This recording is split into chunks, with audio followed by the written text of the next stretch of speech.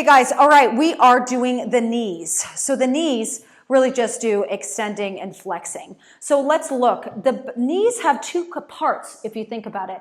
They have the muscles back here, and they have the muscles back here. Then they have the muscles in front here, and the muscles in front here. Okay, so if we're looking at the back of the legs first, so we're gonna start with the hamstrings. So you've gotta have those hamstrings stretched, okay? So for this, we're working on that extension, okay?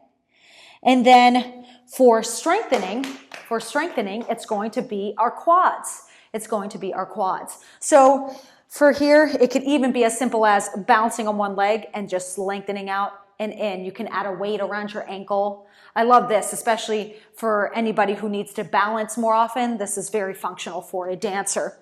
Then, so we got the hamstrings, we got that strengthening that goes with it. Now we're gonna get to our calves. Just walk out, push those heels down, get that nice downward dog. That's a great way to get the calves. I want to give a couple extra for the calves because it is a very, very used muscle. Another one you can do, if you're familiar, is have one leg bent and the leg behind. And then also bend your knee. That actually is a different muscle when you bend your knee and hold. And my favorite for wherever I'm at, I've done this at Disney, I've done this waiting on the subway. This is my favorite one. So I go up to a wall, I put my toe up against the wall, and I get a stretch like that, okay?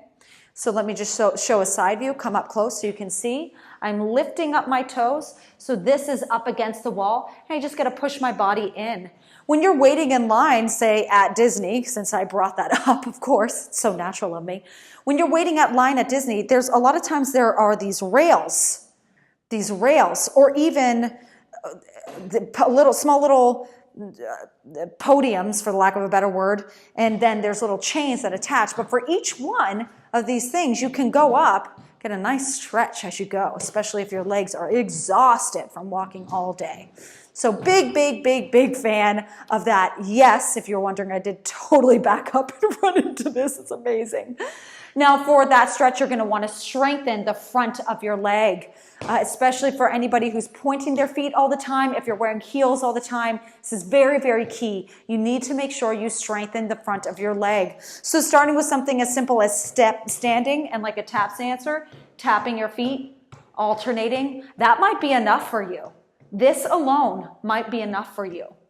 Okay, then you can also come and you can sit in a chair. I don't have a chair. I don't want to go get it right now. Sit in a chair. You have one leg out, extend just a little bit, a little weight around the forefoot, and you're just lifting up and down to just get that strengthening for the front of your leg. You can also do, some of you might already be familiar with this, with the TheraBand, where you're sitting. I'm giving you a bunch of options for this because it's just underdone all the time, where there's a TheraBand wrapping around your foot and somebody's sitting away from you and pulling away, and then you just lift your toe towards you, is another way to strengthen the front of your leg. All right, so that gets the back of your knee. Now let's get to the front with that stretching. So first one is quads. Quads, holding 30 to 60 seconds. Oh, feels so good. I'm just gonna get both sides here. So if we are lengthening here, what do we need to strengthen to get this movement? If you haven't guessed, it is the hamstring.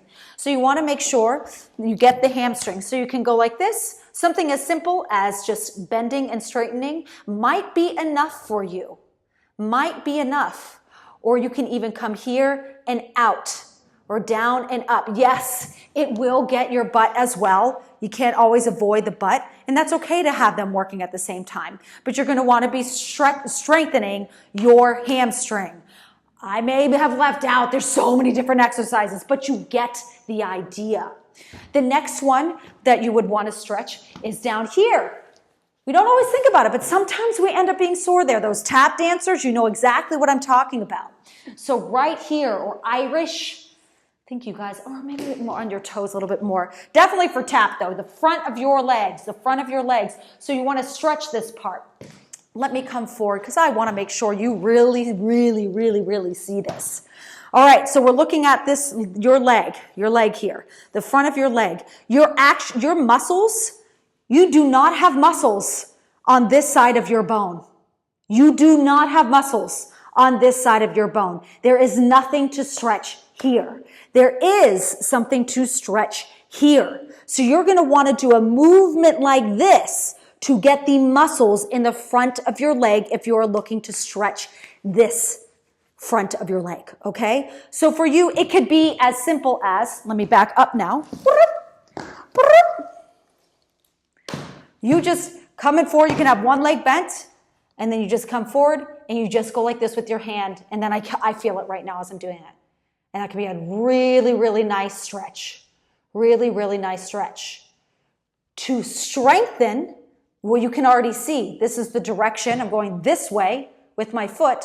So that's what you're going to want to do. You're going to want to do this little lift of your foot. That's your goal. You can add weight to the bottom of your foot.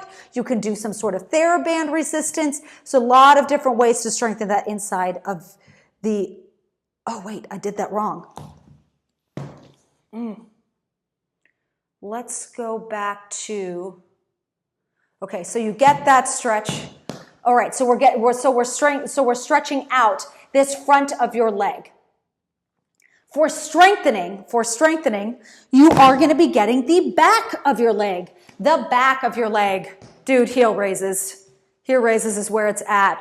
If you want to make it harder for yourself, which you should, one side, okay? So heel raises. For most people, not all, but for most people in the performing arts, you're actually going to want to stretch here and strengthen here.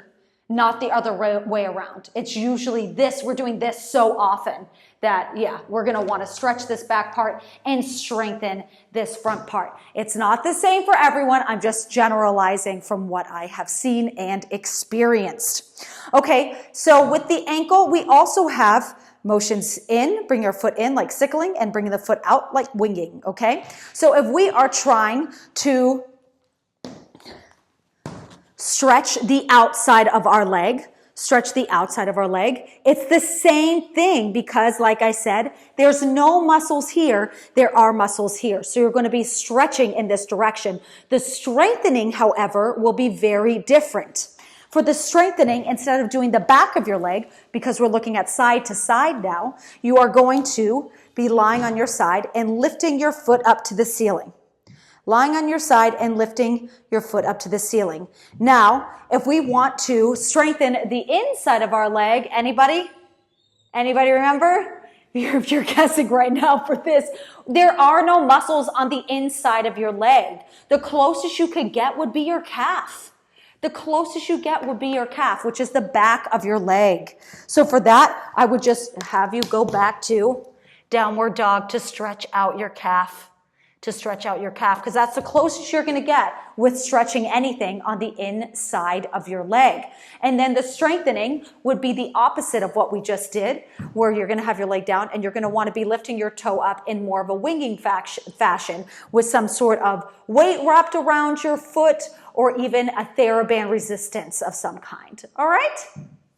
That concludes getting your ankle.